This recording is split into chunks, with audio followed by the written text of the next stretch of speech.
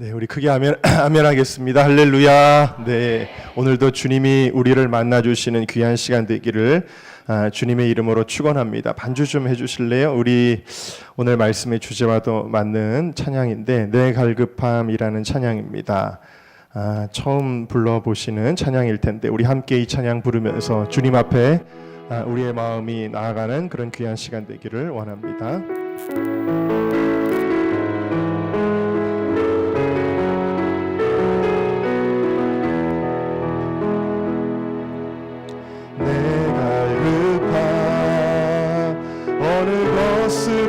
채울 수 없네.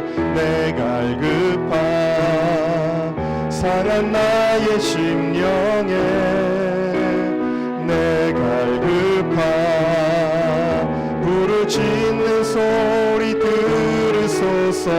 내 갈급함 주의 음성 들리네.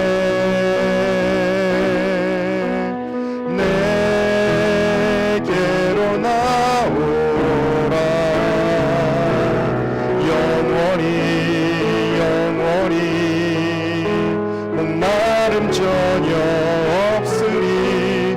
내게로 나오라. 가까이 생수의 근원 되신 주께 내게로 나오라. 영원히 전혀 없으리. 내게로 나오라. 가까이 생명의 근원 되신 주께. 다시 한 번만 찬양합니다. 내 갈급함 어느 것으로 채울 수 없네. 내 갈급함 상한 나의 심령에 내 갈급함 부르짖는 소리 들으소서. 내 갈급함 주의 음성 들리네.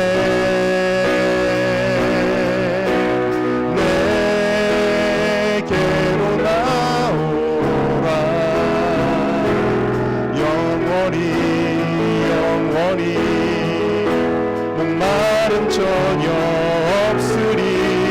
내게로 나오라. 가까이 생수의 근원 되신 주께 내게로 나오라. 영원히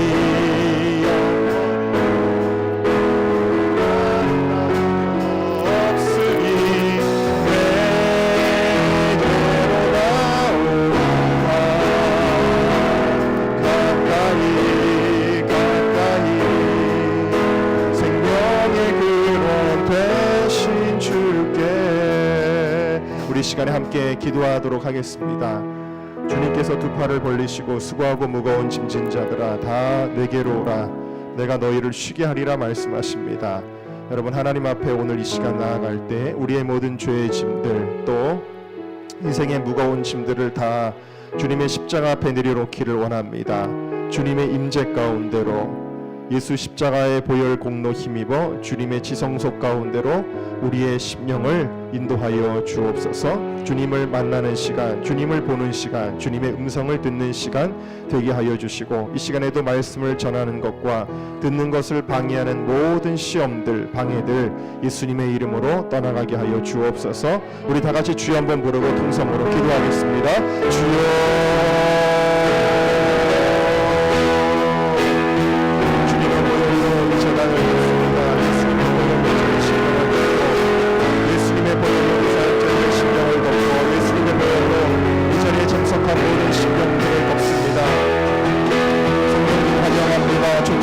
임재하옵소서. 우리의 교만한 마음들을 깨뜨리시고 부정적인 생각, 부정적인 마음들 아버지 하나님이 부드럽게 바꿔주시고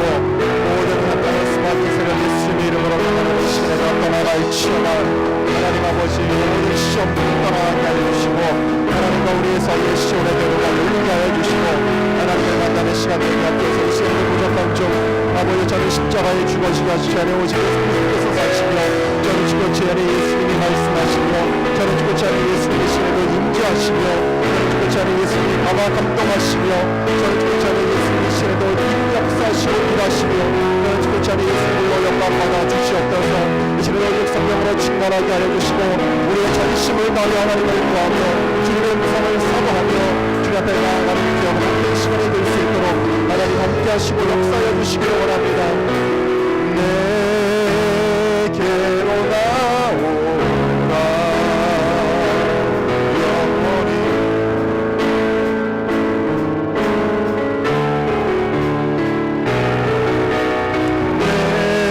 내게로 나오라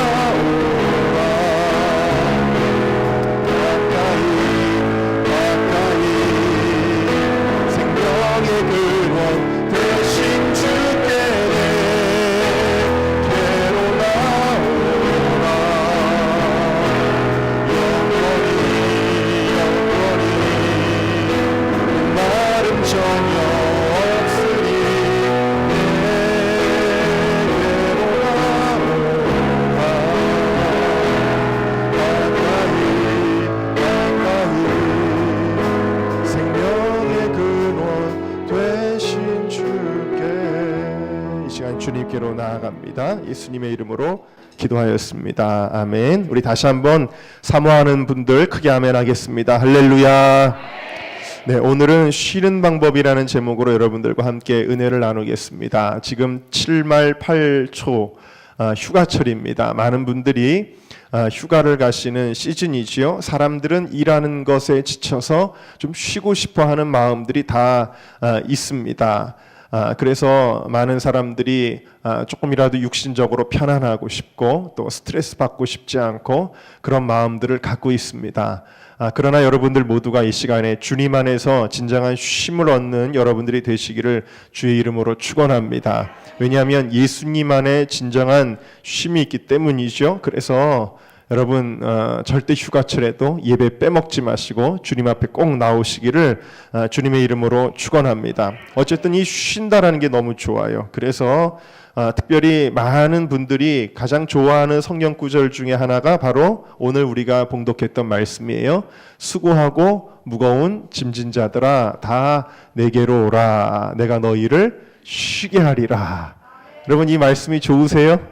반갑지요 여러분? 네, 반가울 겁니다. 그런데 많은 분들이 이 성경 구절까지는 외우기도 하시고 알고도 계시는데 그 다음에 이어지는 주님의 말씀은 잘 모른다는 말이에요. 자, 오늘 말씀을 한번 보십시오. 28절을 우리가 수고하고 무거운 짐진 자들아 다 내게로 오라 내가 너희를 쉬게 하리라 하였는데 그 다음 말씀도 들어봐야 돼요. 끝까지 들어봐야 됩니다. 자, 29절을 같이 읽어볼까요? 시작. 나는 마음이 온유하고 겸손하니 나의 멍에를 메고 내게 배우라. 그러면 너희 마음이 쉼을 얻으리니. 됐습니다. 이제 저를 보시고요. 자, 기껏 쉬러 갔더니 어떻게 하시는 거예요? 예수님이. 갑자기 예수님이 쉬러 왔느냐? 수고하고 무거운 짐진 자들아 다 내게로 오라. 그래서 예수님 앞에 왔더니 자, 내 멍에를 메라. 그러더니 멍에를 확 씌우시는 거예요. 이거 알고 계셨나요, 여러분? 이 말씀이 이렇게 전개된다는 것을 알고 계셨나요? 자, 멍에는 뭐죠? 시골에서 사셨던 분들은 다 아실 겁니다. 멍에는 수레를 끌기 위해서 소의 어깨에 지우는 구부러진 막대기입니다. 이 멍에는 뭘 의미하는 거냐면 성경적으로는 사명, 십자가를 의미하는 것입니다. 쉽게 말하면 이런 거예요. 여러분들이 오늘 교회 가서 내 마음에 좀 평안과 쉼을 얻어야지. 그리고는 교회를 갔어요. 교회를 갔더니 갑자기 성가대 하세요, 봉사하세요, 초장지게 하세요, 교사하세요, 밥하세요, 청소하세요. 그러는 겁니다. 이거 해라, 저거 해라. 그러는 겁니다. 여러분, 전혀 앞뒤가 맞지 않는 예수님의 논리를 여기에서 발견하게 됩니다. 쉬러 오라고 그러셔놓고는 갑자기 멍에를 뒤집어 쓰라고 주님께서 말씀을 하십니다. 과연 이것이 무엇을 의미하는지 오늘 쉬는 방법이라는 제목으로 은혜를 나누고자 하는데 그 의미에 대해서 세 가지로 여러분들과 함께 은혜를 나누도록 하겠습니다. 첫 번째, 우리 함께 따라하겠습니다. 육신이 편하다고 좋은 것이 아닙니다. 네, 여러분, 일단 우리가 생각하는 쉼이라는 건 뭐예요? 아무것도 안 하는 거예요. 아무것도 안 하고 편하고 할 일 없고 스트레스 받을 일 없고 부담 없고. 그런데 예수님이 말씀하시는 쉼은 그런 게 아니라는 겁니다. 오히려 성경은 그런 쉼은 매우 위험하다라고 그렇게 우리에게 보여주고 계십니다. 다윗은 굉장한 영성을 가진 사람입니다. 근데 그 영성이 언제 나왔냐면 사울에게 쫓길 때 나왔습니다. 사울이 죽이려는 거예요. 여러분 생각을 해보세요. 누군가가 나를 끊임없이 죽이기 위해서 시도하고 있다. 나를 쫓아다닌다 라고 생각을 해보세요. 굉장히 피곤한 일이죠. 다윗은 제대로 된 집에서 쉬지도 못하고 바위 굴 속에 들어가 겨우 쪽잠을 자는, 그러면서 계속해서 도망다니는 그런 인생을 오랫동안 살았습니다. 근데 그 정말 고통스러운 삶 가운데서 다윗의 주옥 같은 시편이 막 쏟아져 나왔어요. 하나님과의 친밀함과 임재가 그 어느 때보다도 강했던 때가 바로 다윗이 광야의 삶을 살 때였습니다. 이것을 광야의 영성이라고 그렇게 이야기를 합니다. 그러던 다윗에게 평안한 삶이 찾아옵니다. 사울이 죽었어요. 그리고 다윗은 왕이 됐습니다. 그리고 다윗의 왕국의 군대가 강한 군사력을 가지고 주변국들을 평정합니다. 이제는 다윗이 직접 전쟁터에 나갈 일이 없어요. 그냥 부하들이 나가서 전쟁에서 이기면 되는 그런 너무나 편안한 상황이 되니까 다윗이요, 스트레스 받을 일이 있어요, 없어요? 없는 거예요. 할 일이 있어요, 없어요? 없는 거예요. 너무 좋아요. 왕이고 편안합니다. 할 일이 없으니까 다윗이 뭐만 하냐면 그저 잠만 잡니다. 잠자다가 어느 날 일어나가지고 할 일이 없어가지고 옥상을 거닐고 있어요. 근데 옥상을 거닐다가 한 유혹에 넘어지게 되는 겁니다. 그래서 다윗의 삶이 얼마나 비참하고 고통스러운 삶으로 전개되는지를 여러분들이 잘 알고 계십니다.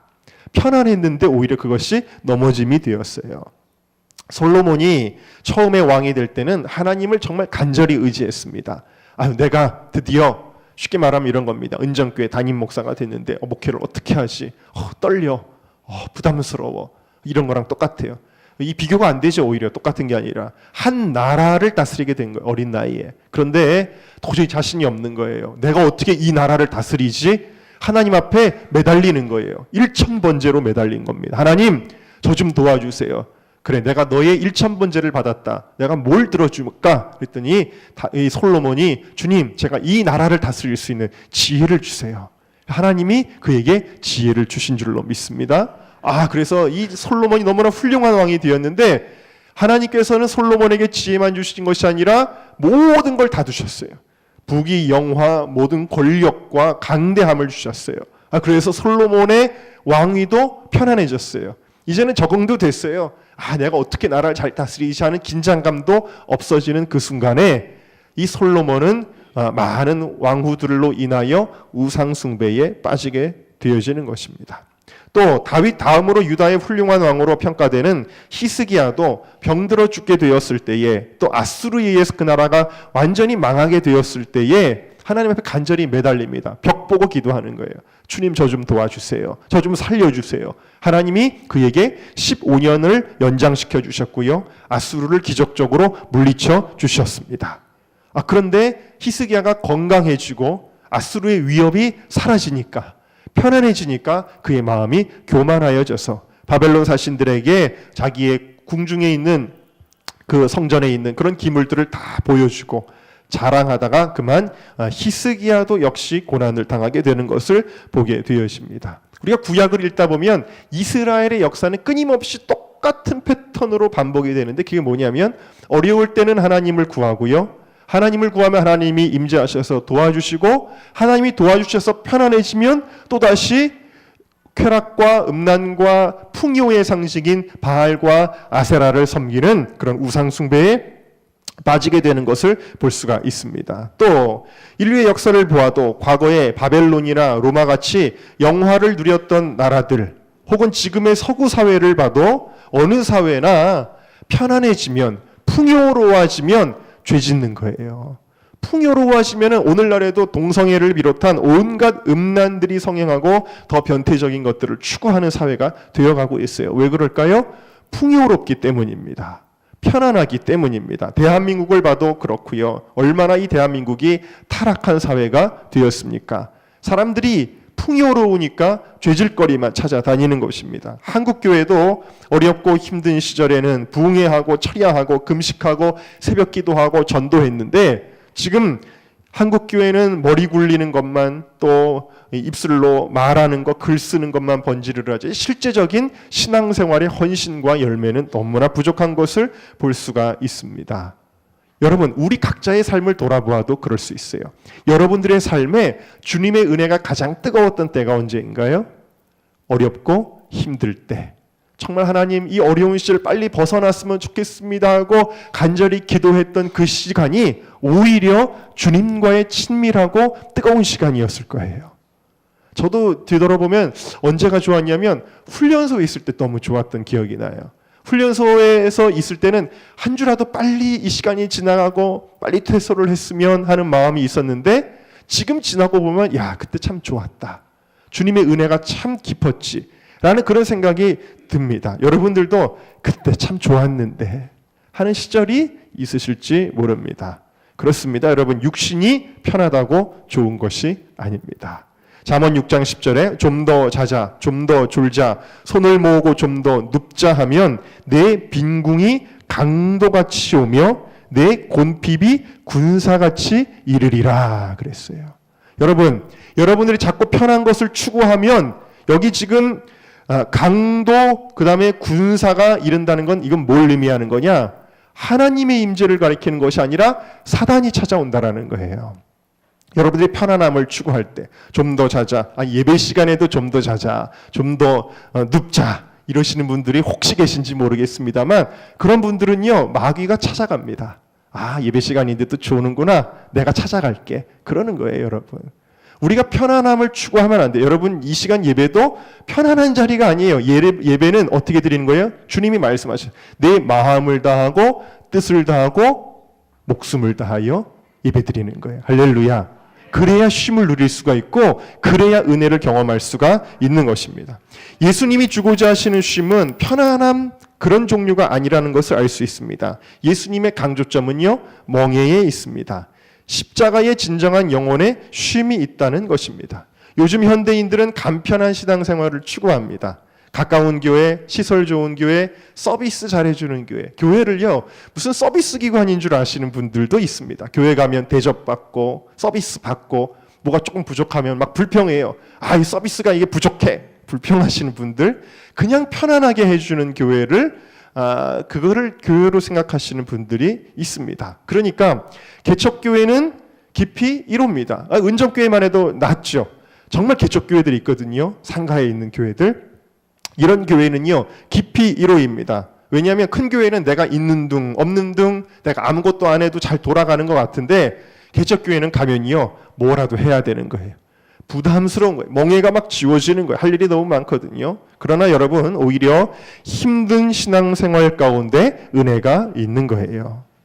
우리 교회에 멀리서 오시는 분들이 계십니다. 물론 교회가 가까우면 좋지만 어쨌든 일산에서도 우리 교회 2가정이 오시고 의왕에서도 오시고 수원에서도 오시고 은평에서도 오시고 용인에서도 오시고 심지어 의정부에서도 오시고 여러분 이렇게 멀리서 오시는데 물론 교회는 가까울수록 좋지만 멀어도 은혜가 있습니다. 왜냐하면 가고 오는 그 길까지도 주님께 드려지는 예배 시간이기 때문이에요. 여러분, 예배는 영어로 뭐라 그럴까요? 예배는 worship이라 그럽니다. worship. 이 worship이라고 하는 말은 영어 단어에 어디서 유래했냐면 worth라고 하는 말에서 유래했습니다. worthy 하면 무슨 뜻이에요? 뭐뭐 할 만한 가치가 있는. 그러니까 여러분, 예배는요 뭘 의미하는 거냐면 내가 무언가를 희생한 가치를 하나님 앞에 드린다라는 거예요. 이 구약의 제사는 sacrifice라 그러는데 희생이라는 뜻이에요. 제물, 희생한 만큼 하나님이 그 예배의 가치를 보시는 것인데 여러분 생각을 해보세요. 어떤 사람은 아무 할 일이 없어가지고 그냥 예배나 드릴까 하고 예배를 드리는 사람이 있고요. 어떤 사람은요, 제가 군대 그 친구 같은 경우 제가 면회를 갔더니 쩔뚝거리면서 나옵니다. 너 왜 쩔뚝거리냐 그랬더니 교회 간다고 고참들한테 맞았다는 거예요. 그러면 이 친구한테는 예배가 어떤 가치예요? 맞으면서 가는 가치를 갖고 있는 거예요. 내가 아픈 거를 감수하는 가치를 가지고 있는 것입니다. 예전에 아프리카의 형님을 도와서 제가 사역할 때 보니까요, 마사이족들은 예배드리러 갈 때 보통 몇 시간을 걸어가냐면 3시간 내지 4시간 이상씩 걸어서 교회를 갑니다. 왜 그러냐면 마사이족은요 이렇게 살아요. 다 유목을 하는데 우리 집에서 이웃집이 보이면 안 되는 곳에 집 짓고 사는 거예요. 무슨 얘기인지 아시겠죠? 왜냐하면 양들을 염소를 풀어놓고 키우기 때문에 땅은 또 넓거든요. 엄청 마사이족들의 그 땅이 굉장히 넓습니다. 우리나라의 몇 배가 돼요. 근데 인구는 얼마 안 되니까 땅은 넓으니까 굳이 모여 살면은 서로 염소끼리 다투니까 안 돼요. 그러니까 우리 집에서 이웃집이 보이면 안 돼요. 굉장히 떨어져서 사는 거예요. 이렇게 떨어져서 살다가 주일이 되면 교회를 가는데 모여오니까 얼마나 멀리서 오겠습니까? 근데 이 날씨가 어떤 줄 아세요? 40도를 넘어갑니다. 날씨는 40도를 넘어가고 비가 오지 않으니까 걷기만 해도 먼지가 막 뽀얗게 일어납니다. 그런데 에어컨 틀어놓은 차를 타고 가면 우리들은 간편하겠지라고 생각할지 모르고 그분들은 차가 없습니다. 걸어갑니다. 신발이나 좋은 거 신었나요? 요즘 길거리에 보면 마사이 워킹 그래가지고 무슨 아주 좋은 신발 팔죠. 편안한 신발. 이거 다 뻥이에요. 마사이족들은 신발을 신지를 않습니다, 여러분. 걸어서 교회를 가는 거예요. 여러분, 그렇게 모여가지고 정말 땀을 삐질삐질 흘리면서 왔잖아요. 제가 봤던 어떤 분은요, 말라리아에 걸려가지고 열이 펄펄 나는 대로 걸어서 왔어요, 몇 시간을. 자, 그렇게 왔으면 우리 같으면 어떻게 하겠어요? 죄송합니다. 목사님, 설교 짧게 하시고 오늘 예배 좀 빨리 끝냅시다. 너무 덥고 힘듭니다. 빨리 끝냅시다. 이럴 거 아니에요? 근데 이분들은 3시간, 4시간을 예배를 드립니다. 제가 그 예배를 참석했어요. 정말 허벌판 광야에 움막 같은 거 짓고 에어컨이나 나옵니까? 선풍기나 있습니까? 그늘이나 제대로 가려집니까? 엉성하게 지은 그 가건물 같은 데서 이 마사이족들이 3시간, 4시간을 그것도 어떻게 예배 드리는지 아세요? 춤추면서 뛰면서 찬양하면서 예배를 드리고요. 설교자가 3명 내지 4명이 나와요. 한 예배를 드릴 때.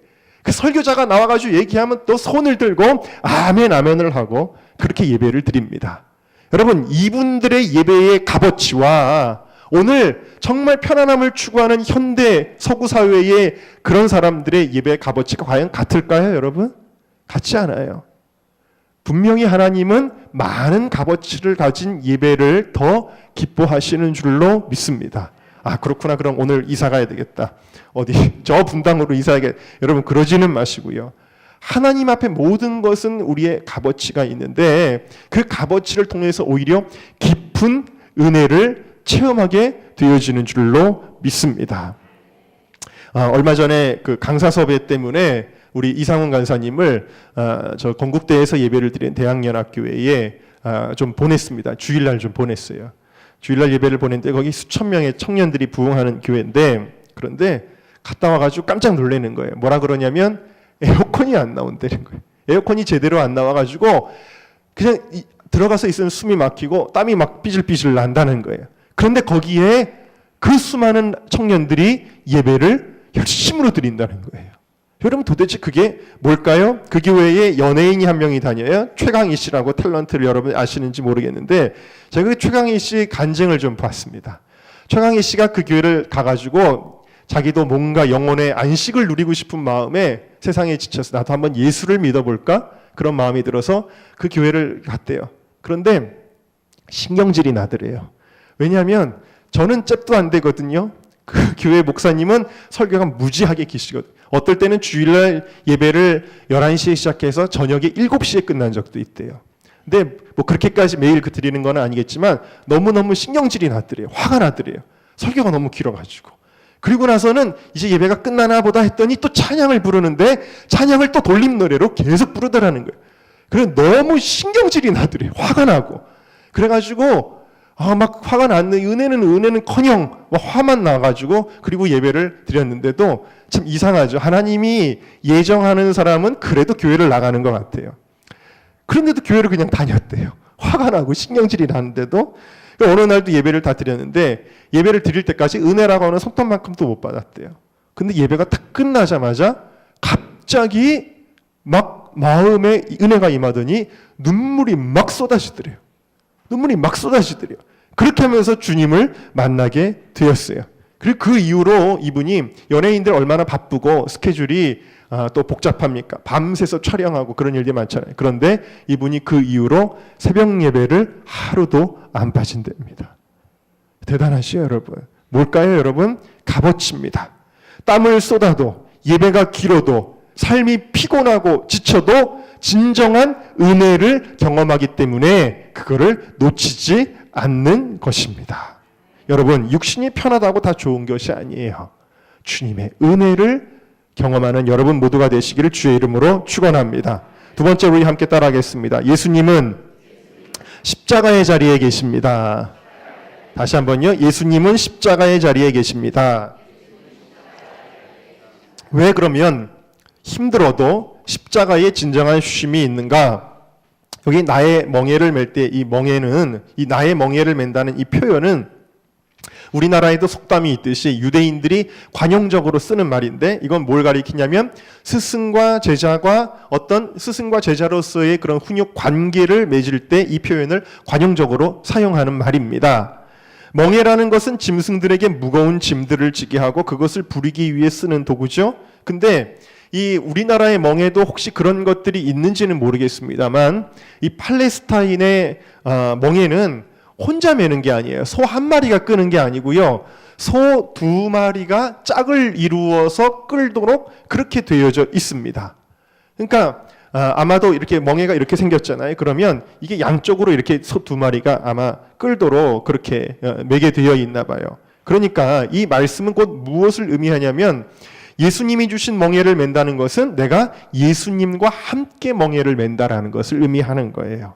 다시 말해, 나의 멍에를 메고 내게 배우라는 것은 나랑 함께 하자라는 거예요. 예수님이 나랑 함께 일하자, 나랑 동역하자. 그래야 예수님과 함께 해야만 진정한 쉼이 있습니다. 왜냐하면 진정한 쉼은 요한복음 14장 27절에 이렇게 말씀하세요. 평안을 너희에게 끼치노니 나의 평안을 너희에게 주노라. 내가 너희에게 주는 것은 세상이 주는 것 같이 아니하니라. 너희는 마음에 근심도 말고 두려워하지도 말라. 할렐루야. 여러분, 세상이 여러분들에게 쉼을 준다고 막 포장을 해요. 어제도 뉴스를 보니까 신촌에서 물총 축제를 하는데 여기 와서 스트레스를 다 날려버리세요. 그리고 요즘 TV를 보면요, 여러분들은 안 되시겠지만 세상 사람들은 그런 거 보고 혹할 겁니다. 맥주 광고가 얼마나 먹고 싶게 하는지 몰라요. 정말 진짜 마시고 싶다라는 생각이 들게 막 맥주 광고를 때리죠.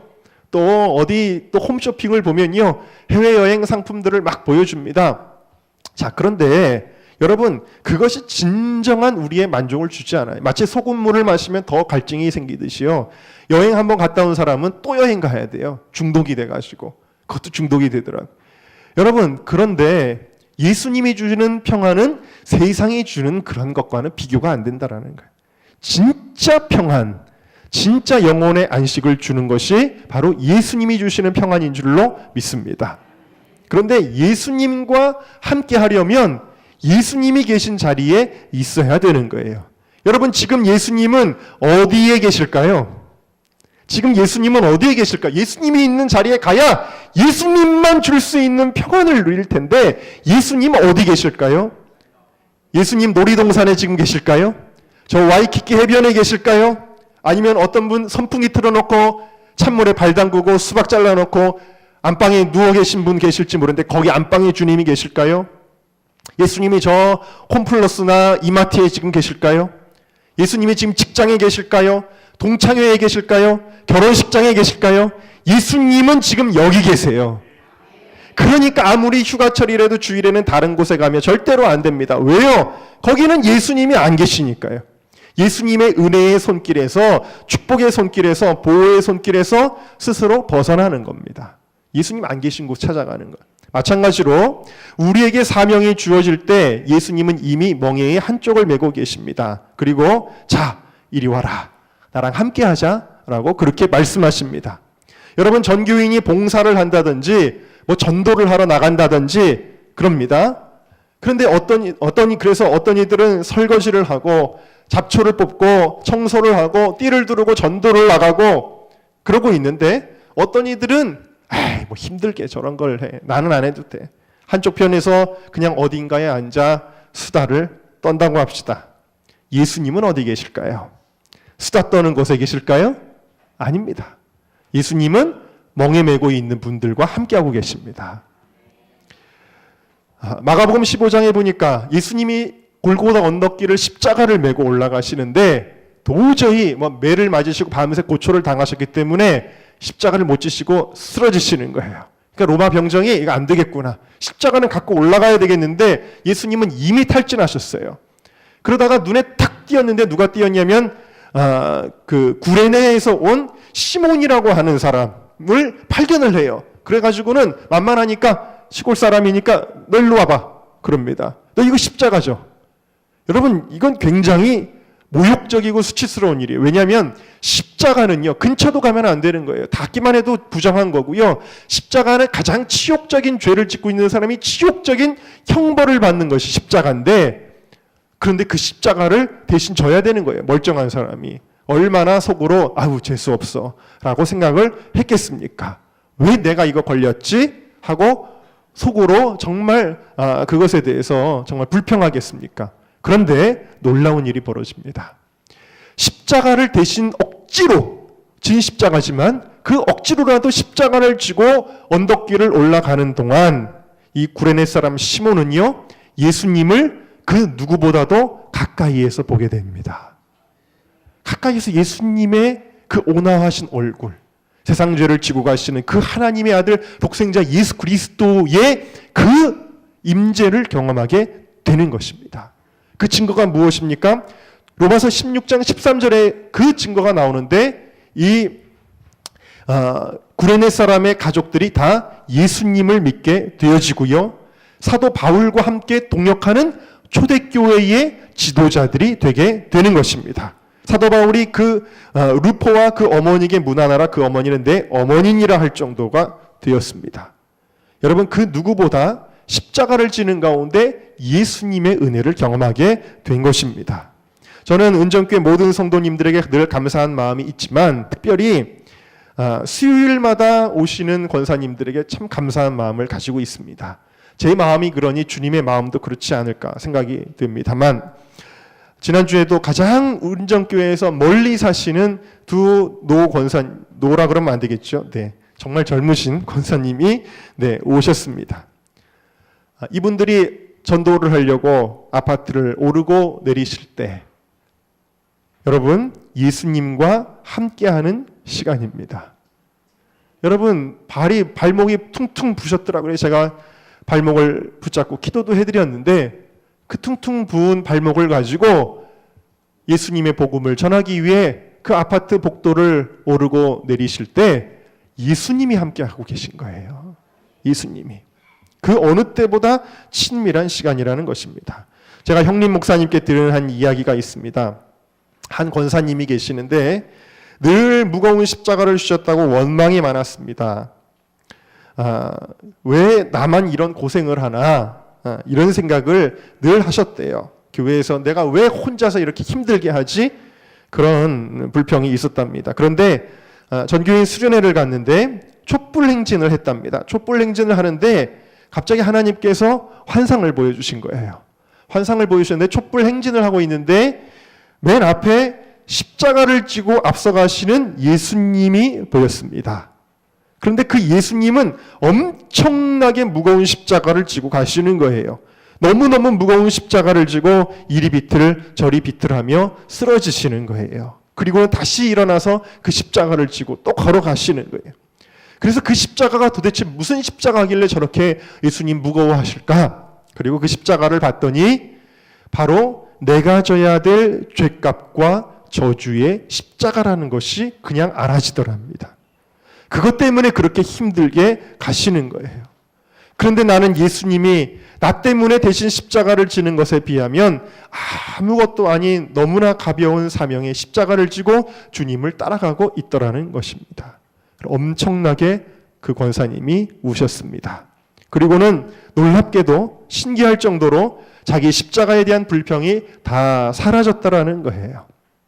사명의 십자가에 대한 불평이 사라지고 오히려 그 십자가가 그렇게 고맙고 눈물과 감사가 나오더랍니다. 십자가에 주님이 계시니까. 그렇게 십자가가 너무나 사랑스러워지는 것입니다.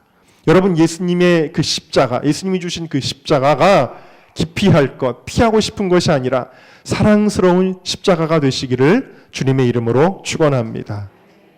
최후 승리를 얻기까지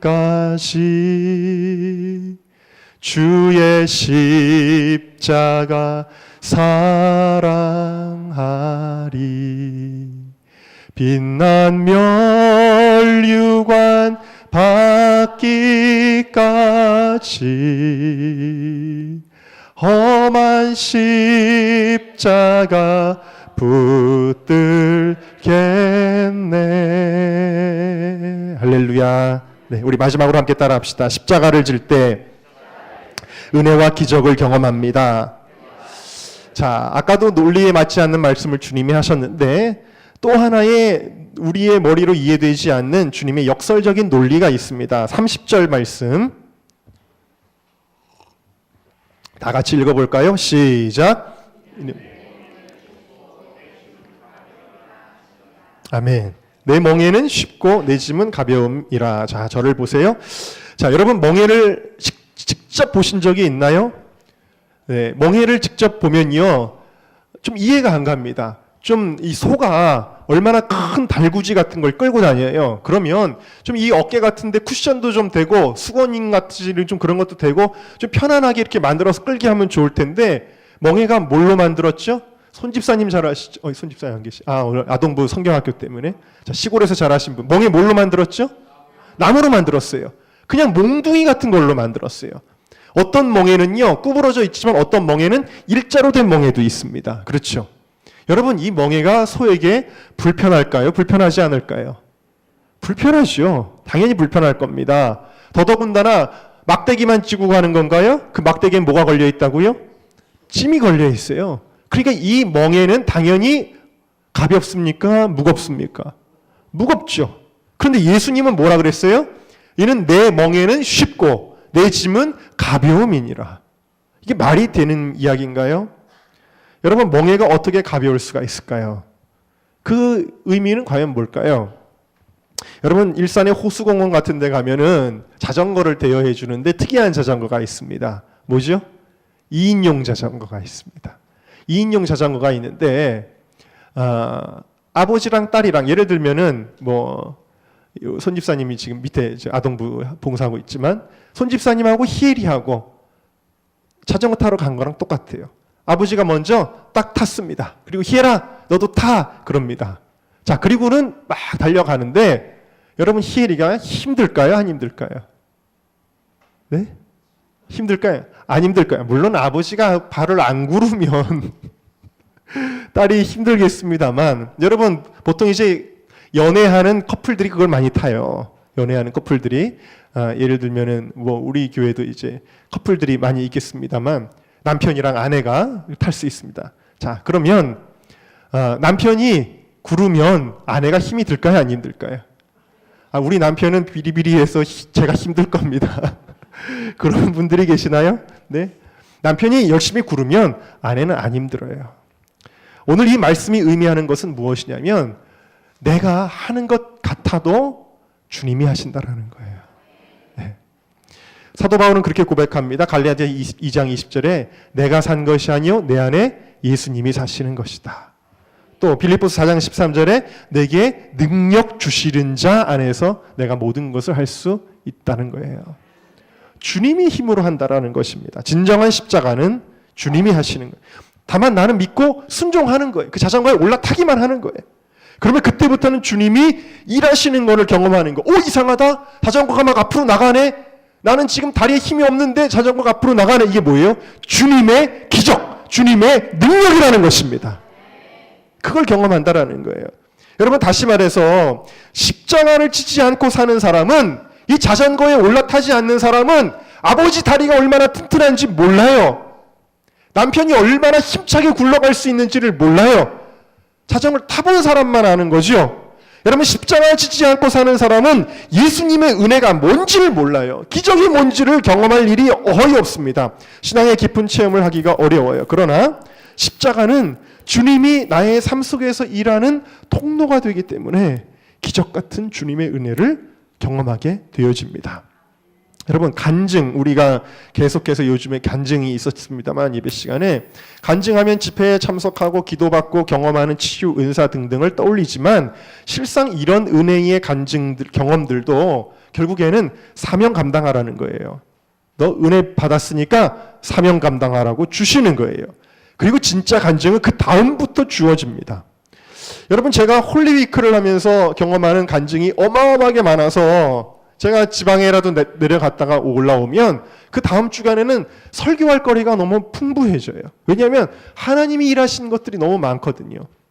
그리고 여러분에게 많은 간증을 해드렸죠. 많은 어려움을 극복하게 해주셨던 간증, 하나님이 기적적으로 물질을 채워주셨던 간증, 또 하나님의 음성을 들었던 간증, 필요한 사람을 내가 어디 가니까 딱 만나게 해주시고 또 어디 가면 딱 만나게 해주시고 하나님이 예비하셨던 그런 간증들, 수많은 간증들을 여러분들에게 해드렸습니다. 또 제가 피곤한데 해야 되나 말아야 되나 했지만 순종함으로 감신대 나가서 아이들을 위해 헌신하고 그리고 또 강의하고 또 아이들에게 신앙적으로 지도하는 일들을 할 때 하나님이 그 안에서 놀라운 부흥과 은혜와 간증들을 경험하게 해주셨어요. 여러분, 아이를 낳은 산고 때문에 아이를 낳은 거를 후회하시는 분들이 계시나요? 나 이렇게 아팠다니, 나 아이 괜히 낳았어 하고서는 아이 낳은 걸 후회하시는 분이 계시나요? 여러분, 그런 사람은 아무도 없을 거예요. 다 잊어버립니다. 왜? 아이를 보면서 느끼는 기쁨이 너무 크기 때문이에요.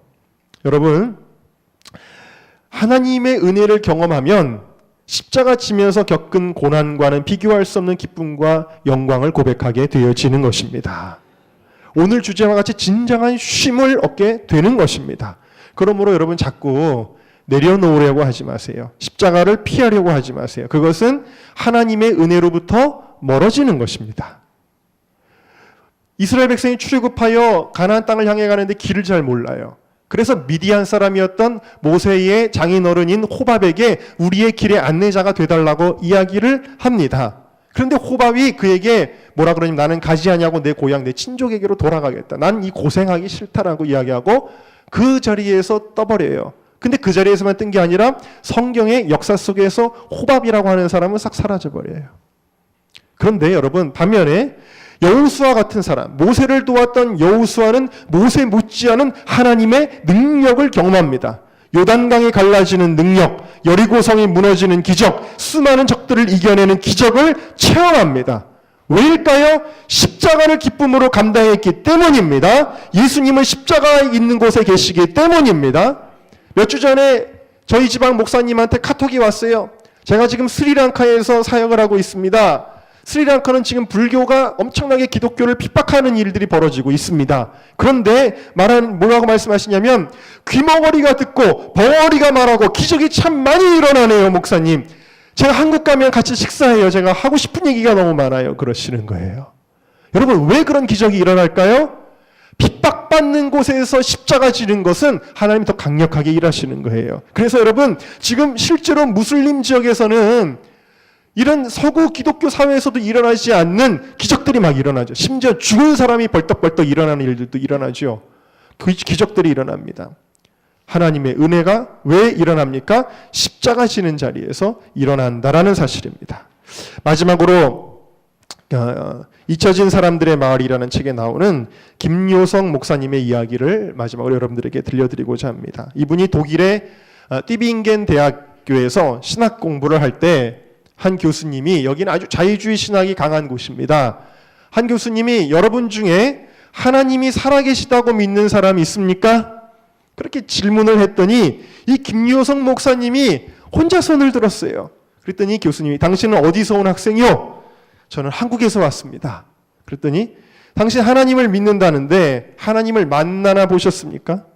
만나봤으면 하나님하고 악수해 보셨습니까? 그 손이 차가웠습니까? 아니면 뜨거웠습니까? 연속적으로 묻는데 대답을 못 하겠더래요. 왜?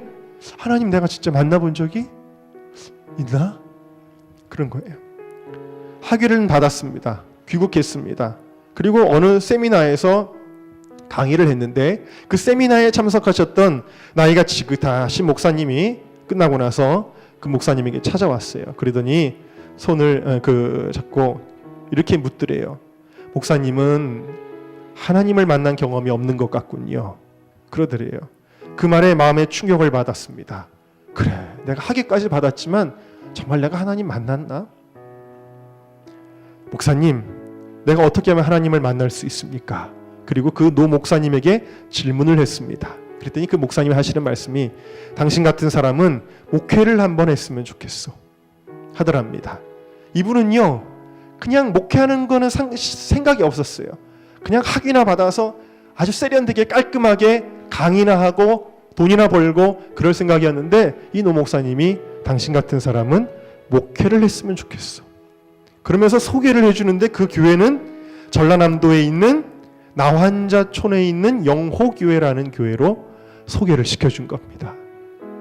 그래서 큰맘 먹고 그래 목사님 말씀대로 내가 하나님 한번 만나보자 그 생각으로 그곳에 가서 목회를 시작을 했습니다. 근데 처음 주일 예배를 드렸는데요 교인들이 무언가를 숨기려는 듯이 눈길을 피하더라는 거예요. 교인들이 여러분들은 지금 저를 쳐다보고 계시는데 이분들은 눈길을 피하는 분들이 많더래요. 그래가지고 왜 저렇게 부끄러워하는 걸까 했는데 할머니 한 분이 눈에 띄었는데 얼굴에서 볼 수 있는 것은 5개의 단추구멍 같은 것밖에는 보이지가 않더래요. 왜요? 코도 날아가고 귀도 날아갔으니까 입술도 다 문드러졌으니까 그냥 구멍만 5개가 있더라는 거예요. 심지어는 어떤 분들은 양 손가락 양 손까지 다 끊어져서 나가고 없는 것입니다. 예배를 드리는 도중에 이 목사님이 야 내가 정말 한심한 곳에 왔구나 비참한 곳에 왔구나 내가 어쩌자고 이 교회에 부임을 했지 어떻게 하면 빨리 이 교회에서 벗어날 수 있을까 그 생각만 들더래요. 그리고는 어떻게 그냥 예배를 마쳤습니다. 그리고는 교인들하고 인사하는 것도 싫어가지고 여기서 뭐 앞에서 설교 원고를 정리하는 척을 하면서 미적미적 됩니다. 성도들이 빠져나가죠. 그리고는 이제 강단에서 내려와서 나가려고 하는데 할머니 한 분이 그 목사님에게 다가오기를 기다리고 계시다가 목사님 오늘 말씀 감사합니다 하면서 손가락이 없는 손을 내미시더랍니다. 손을 내미시니까 안 잡을 수도 없고 할 수 없이 할머니의 손 위에 자기 손을 그냥 올려놓을 수밖에 없었답니다. 그때 할머니가 우시더래요. 할머니 왜 우세요? 했더니 목사님 전 18살 때부터 지금까지 한 번도 건강한 손을 잡아본 적이 없습니다. 그런데 오늘 목사님이 이렇게 제 손을 잡아주시니 너무 기뻐서 이렇게 울먹이는 할머니의 말씀을 들으면서 목사님은 너무나 부끄러웠답니다. 그때 갑자기 깨달으시는데 독일에서 그에게 질문을 했던 그 교수님의 말이 다시 귀에 들려왔대요. 당신은 하나님을 만나봤어? 악수를 해봤어? 체온을 느껴봤어? 따뜻합니까? 아니면 차가웁니까? 그 순간에 지금 내가 예수님의 손을 잡았구나 하는 것을 깨닫게 되었답니다. 예수님의 손을 편안한 신학교에서는 만져볼 수 없었을 거예요. 편안한 목회지에서는 만져볼 수 없었을 거예요. 십자가의 현장에서 만져보게 되는 것입니다. 여러분 혹시라도 마음속에 금년까지만 뭐 하고 이제 내려놔야지. 여러분 그렇지 않아요. 주님의 복음은 역설의 진리입니다. 새가 날개가 거추장스럽다고 이 날개를 떼어버려야지 하면 그 새는 날 수 없습니다. 돛담배가 돛이 너무 거추장스러워해서 그 돛을 끊어버리면 그 배는 항해할 수 없습니다. 우리의 십자가가 바로 그런 거예요. 너무 힘들다고요? 힘든 게 십자가입니다. 그러나 내 힘으로 지는 것이 아니라 주님이 하시는 것입니다. 여러분, 날갯짓을 힘들게 하고 창공을 올라가면 어느 순간 하나님의 바람이 그 새가 날개를 펴고만 있어도 창공을 유유히 미끄러지게 하는 것입니다. 어느 순간 돛을 올릴 때 힘들게 땀을 뻘뻘 흘리며 올리면 순풍이 불어 그 배를 멋지게 항해하도록 밀어주시는 것입니다. 참된 힘이 거기 있는 거예요. 수고하고 무거운 짐진 자들아, 다 내게로 오라. 내가 너희를 쉬게 하리라. 나는 마음이 온유하고 겸손하니 나의 멍에를 메고 내게 배우라. 그러면 너희 마음이 쉼을 얻으리니 이는 내 멍에는 쉽고 내 짐은 가벼움이라 하시니라. 다 같이 눈을 감습니다. 예수님이 어디 계시나요? 편안한 자리에, 즐거움이 우리의 육신의 쾌락을 가져다 주는 자리에 주님은 계시지 않습니다. 주님은 지금도 십자가의 자리에 우리를 초청하고 계십니다. 나와 함께 이 복음의 십자가를 지고 가자. 걱정하지 마. 내 멍에는 쉽고 내 짐은 가벼우니까. 그리고 네 마음이, 내 영혼이 참된 쉼을 얻게 될 것이다 라고 주님이 우리를 초청하고 계십니다. 우리 크게 기도하지 않아도 좋습니다. 주님, 내가 지금 주님께로 나아갑니다. 주님의 초청 가운데 나아갑니다. 두 팔 벌리신, 십자가에 피 흘리신 그 손바닥을 내보이시면서 두 팔 벌리고 우리를 초청하시는 그 주님께로 나아갑니다. 주님, 나를 받아주세요. 우리 주여 한번 부르고 통성으로 기도합니다. 주여,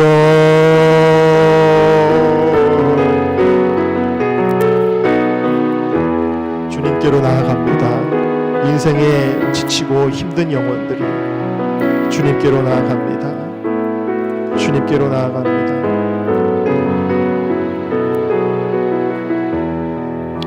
주님께로 나아갑니다.